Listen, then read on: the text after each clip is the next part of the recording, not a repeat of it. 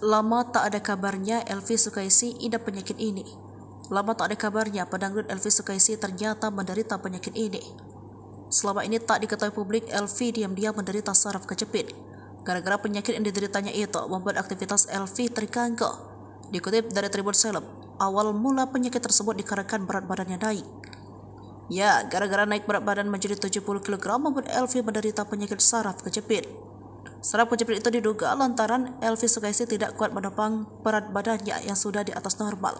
Sakit yang dideritanya itu membuat Elvi Sukaisi menderita. Dia bahkan harus berjalan sambil menyeret kakinya karena penyakit tersebut.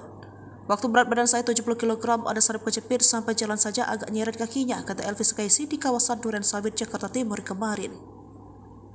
Perlahan, sakit itu mulai hilang setelah Elvi memutuskan untuk menurunkan berat badannya.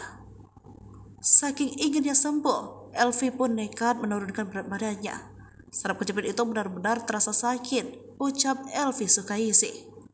Walau merasa sudah sembuh, Ratu Dangdut yang kini berusia 72 tahun itu tetap merasa sakit ketika sedang bernyanyi di atas panggung. Meski sakit, Elvi Sukaisi tetap bisa bergoyang menghibur para penonton.